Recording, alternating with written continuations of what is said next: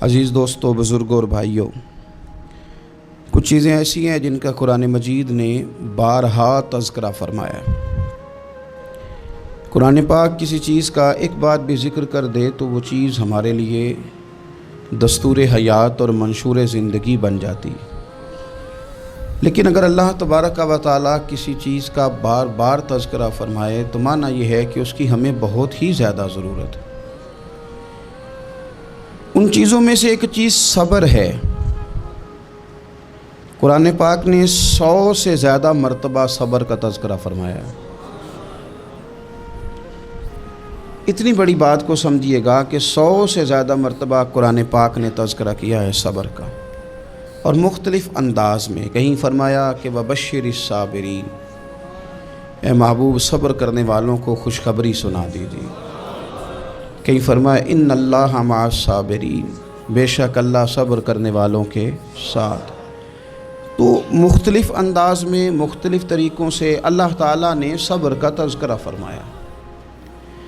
Society کے اندر، معاشرے کے اندر اور مسلمانوں کے اخلاقی رویوں کے اندر اگر صبر کو داخل کر لیا جائے تو ہم محسوس کریں گے کہ ہماری زندگی نہ صرف یہ کہ آسان ہو گئی ہے بلکہ محبتوں والی ہو گئی ہے، چاہتوں والی ہو گئی ہے۔ ہمارے رشتے ایک دوسرے سے ٹوٹ نہیں رہے بلکہ بننا شروع ہو گئے۔ تھوڑا سا صبر بہت ساری چیزوں کو ٹوٹنے سے بچا لیتا ہے۔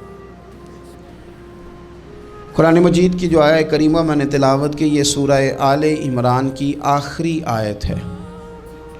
اللہ تعالیٰ نے فرمایا یا ایھا الذین آمنوا اصبروا وصابروا، اے ایمان والو صبر کرو، صابر بنو۔ اے ایمان والو صبر کرو اور صابر بنو۔ کیا مطلب؟ پہلے صبر کا مطلب یہ ہے کہ اگر تمہیں کوئی ذاتی تکلیف پہنچے تو اس پر صبر کرو۔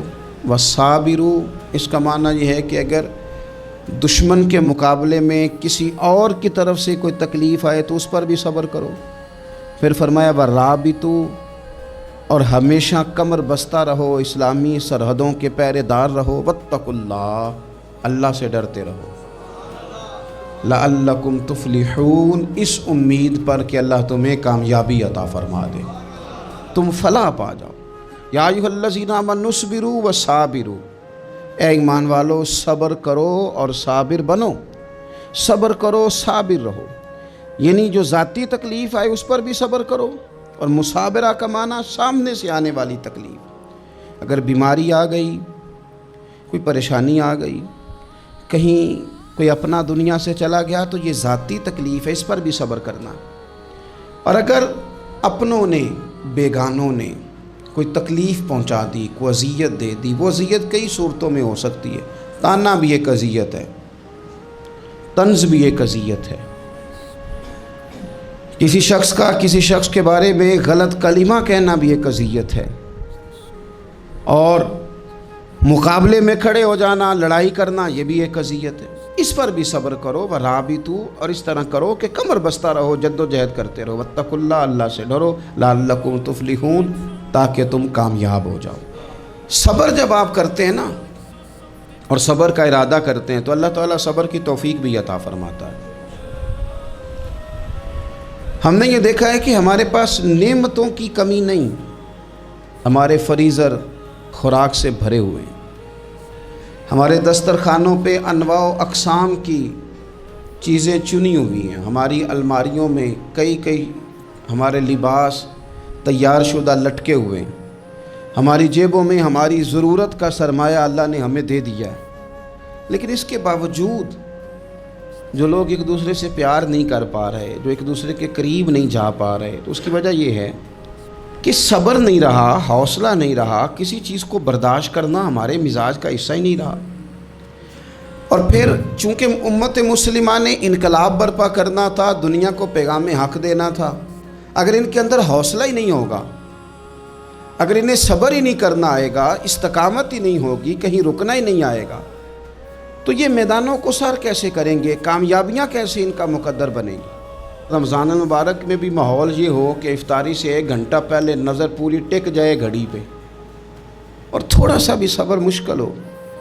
اور رمضان المبارک میں سحری کے وقت میں اگر دہی والی دکان پہ بھی جھگڑا ہی ہو رہا ہو اور شام کو سامان خریدنے میں بھی اگر بحث ہی ہو رہی ہو، تکرار ہو، جھگڑا ہو، تو پھر سیکھا کیا؟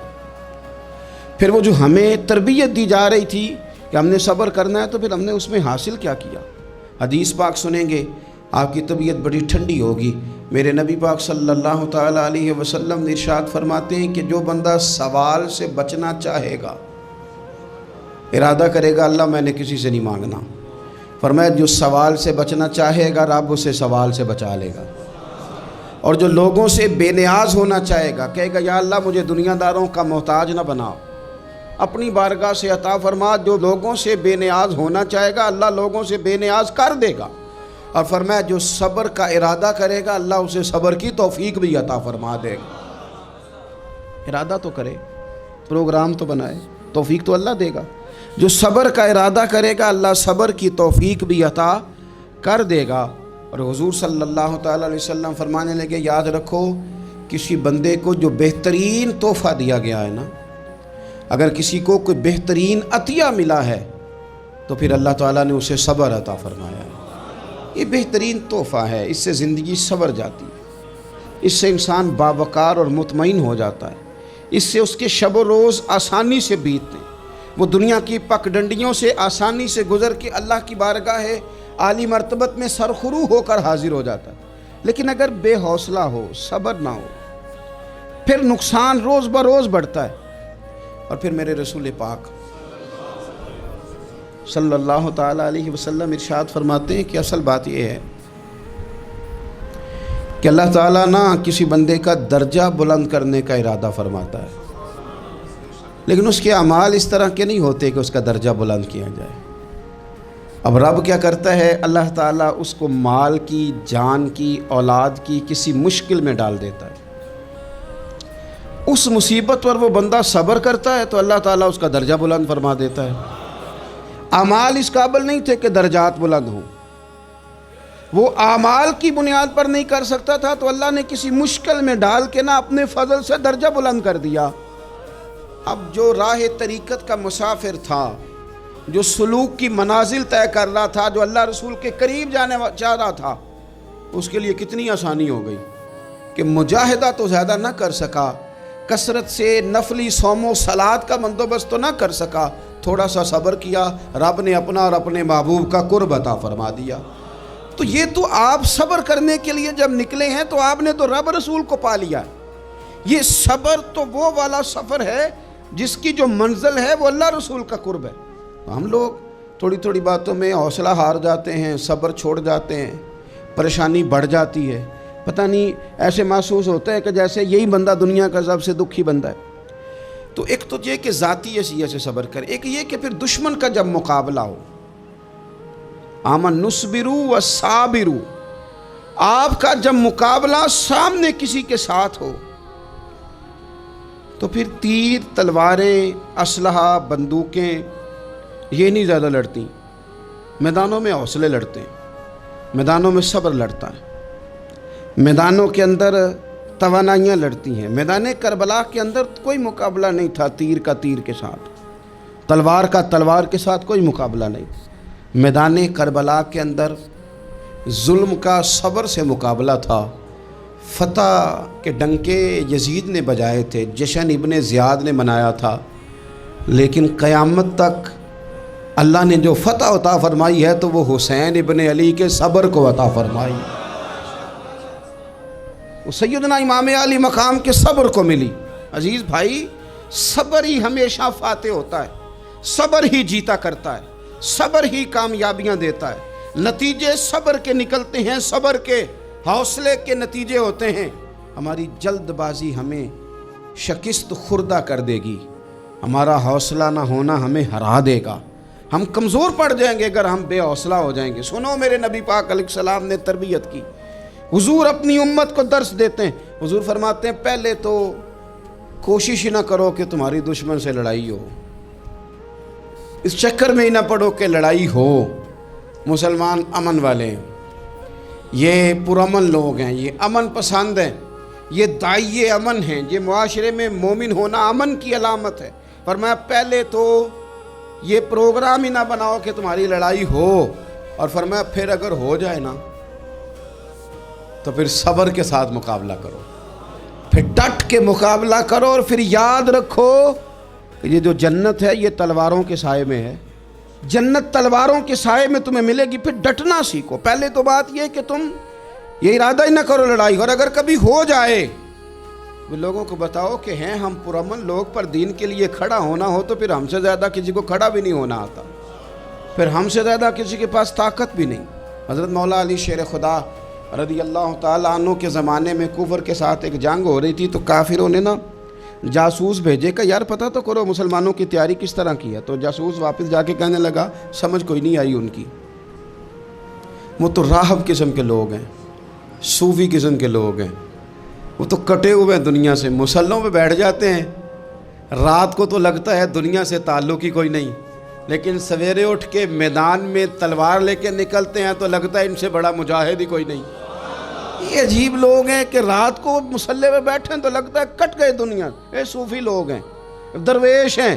یہی مسلمان کی شان ہے، ہو ہلکا یاراں تو برے شم کی طرح نرم، رزم حق و باطل ہو تو فولاد ہے مومن، ادھر آ ستمگر ہنر آزمائے تو تیر آزما، ہم جگر آزمائے، ہم تجھے اپنا حوصلہ بتاتے ہیں کتنا، دیکھ ہمارے حوصلے سے ٹکرا کے دیکھ یہ کتنا طاقتور اور مضبوط ہے۔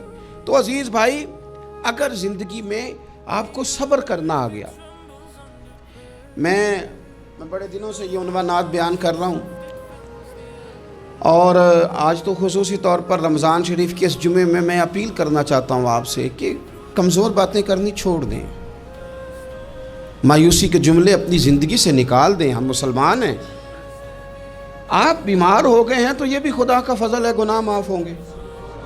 اگر اللہ تعالیٰ نے فقیر بنا دیا، غریبی آ گئی ہے تو یہ بھی فضل ہے، امیروں سے پہلے جنت میں جائیں گے۔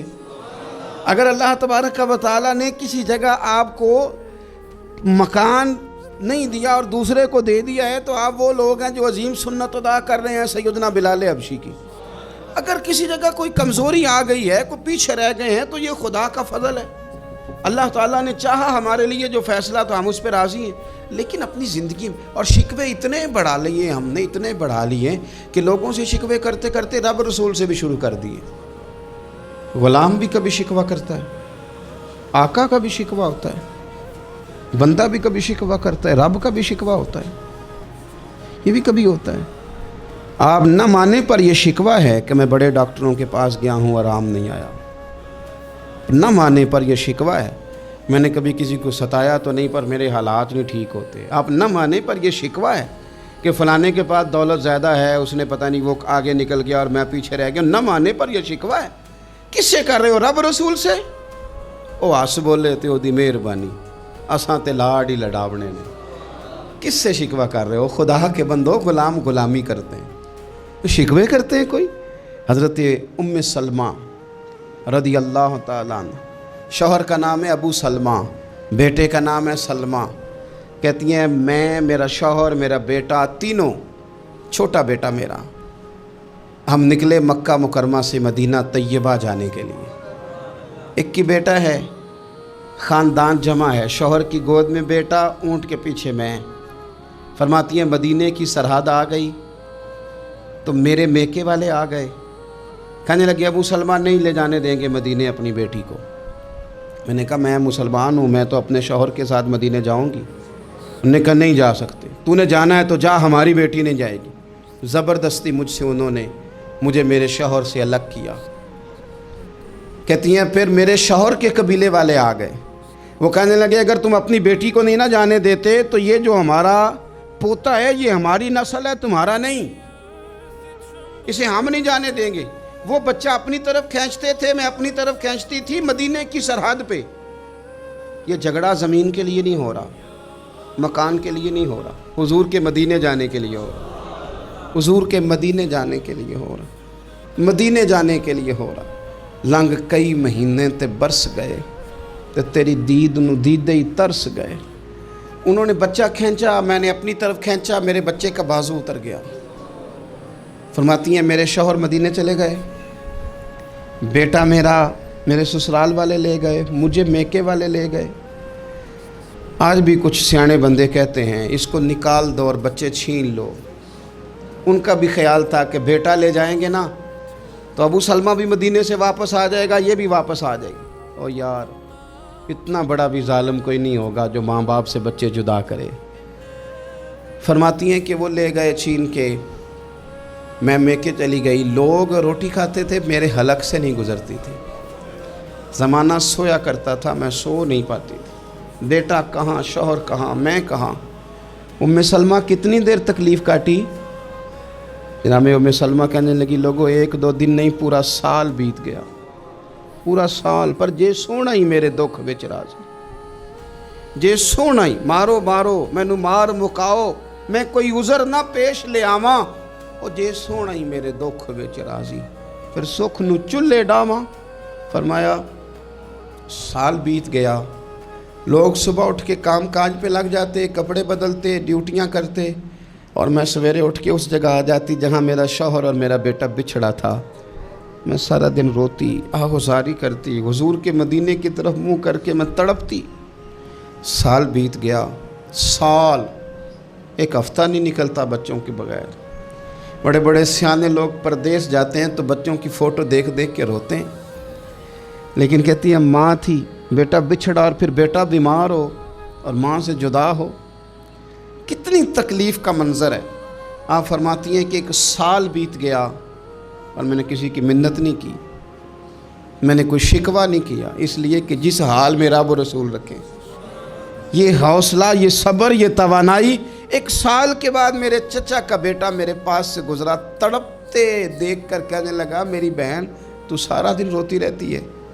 तो मैंने कहा भाई तुम्हें क्या बताऊं, इसका शौहर चला जाए, बेटा जुदा हो जाए, वो क्या करेगी। फरमाते उसने जाके मेरे बाप से, अपने वाली से, मेरे ख़ानदान वालों से कहा इसकी सज़ा कब ख़त्म होगी। इस गरीबनी का कसूर ये है कि ये मदीने वाले का कलमा पढ़ती है, इसकी गलती ये है कि ये मुसलमान हो गई है, दीन हक कबूल कर लिया, क्यों नहीं तुम ख्याल करते। कहते उनके दिल नरम हुए, वो रज़ामंद हुए मुझे मदीने जाने। पर उसने कोशिश की मेरे ससुराल पैगाम भेजे, कब बस करो, और बच्चा तो चिड़िया का जुदा हो जाए तो वह तड़पा करती है, और तुमने एक जीती जागती माँ का बेटा जुदा किया है। वो भी नरम हुए, रब ने असबाब बनाए, मेरा बेटा मुझे मिला। कहने लगे तू रह जा। मैंने कहा नहीं, तुम मुसलमान नहीं हो, तुम्हें पता नहीं ना, मैं यहाँ नहीं रह सकती, मुझे मदीने ही जाना है। अकेली इतना सफ़र, जंगलों का रास्ता, पहाड़ी रास्ता तय कर लोगी। मैंने कहा मैं कर लूँगी। जिन्हों वेख के ठर दियाँ अखियाँ ने तो जिन्हों वेख के ठर दा सीना है। रब्बा तेरी सारी खुदाई च एक ही तो शहर मदीना है। कहती मैं ऊँट पे बैठी, बेटा मैंने गोद में बिठा लिया, मैं सफ़र करने लगी, पर दिल में खटका था कि इतना लंबा सफ़र, बेटा छोटा है, कैसे करूँगी। कहते मुझे उस्मान बिन तला मिल गए। कहने लगे कहाँ जा रही हो बहन। मैंने कहा मदीने। कहने ये अकेले जाओगी। मैंने कहा जाना तो है ना, कोई साथ चले न चले पर शहर रसूल तो जाना है ना। आप फरमाती हैं मैंने उस्मान बिन तलहा से नेक बंदा कोई नहीं देखा, मेरे ऊँट की लगाम थाम ली। जब मुझे ऊँट पे बिठाते थे ना, ऊँट बिठा के चले जाते थे, मैं बैठ जाती थी तो आके लगाम थामते थे। जब कहीं मुझे उतारते थे तो ऊँट बिठा के चले जाते थे, मैं उतर जाती थी तो ऊँट को बांधते थे। सोना होता था तो ऊँट बिठा देते, मैं उतर जाती, वो दूर जाके लेट जाते। फरमाती थी फिर मेरे लिए मेरे रब ने असबाब पैदा किए और मैं मदीना पहुंची। मैं शौहर से मिली और लोगों मेरे नसीब देखो, मैं रहने कहाँ लगी, हुजूर के मदीने में, शहर रसूल में, शहर रह पाए नज़र होश में आ, ये कुव्वे नबी है। मैं हुजूर के हरम की ज़मीन और कदम रख के चलना, अरे सर का मौका है ओ जाने वाले, मदीने के खित्ते खुदा तुझको रखे, गरीबों फ़कीरों के ठहराने वाले। कहती है मैं वहाँ बसने लगी। आप फरमाती है मुसलमानों शायद मुझसे ज़्यादा तकलीफ़ किसी ने न सही हो, पर देखो 1 साल पूरा मैं तकलीफ़ में रही, और जब मेरा सब्र साल को पहुँचा, सब्र की उम्र 1 साल हुई, तो फिर रब ने बंदोबस्त किया। फिर मेरे घर वाले भी नरम हो गए, ससुराल वाले भी नरम हो गए। रब ने मेरे आने जाने के लिए एक बंदे का बंदोबस्त भी फरमा दिया پھر میرا شوہر تک بھی میں پہنچ گئی، مجھے مدینہ الرسول بھی نصیب ہوا۔ 1 سال میں نے صبر کیا تھا، رب نے مجھے مستقل مدینے کا ٹھکانہ عطا فرما دیا۔ لیکن جو بندہ صبر ہی نہ کر پائے، جو صبر ہی نہ، جو کہ جی بڑی دور سے آیا ہوں، بڑی دیر ہو گئی، بڑا ٹائم ہو گیا، کب جا کے مسئلہ حل ہوگا، وہ جو آپ نے بتایا تھا وہ تعویذ کب اثر کرے گا، وہ دعا کب قبول ہوگی، وہ فلانا معاملہ کب، بھئی یہ ڈیٹ تو آپ کو رب رسول ہی دے سکتے ہیں، بندہ تو کوئی اطلاع ہی دے گا، پیغام ہی دے گا، دعا ہی کرے گا۔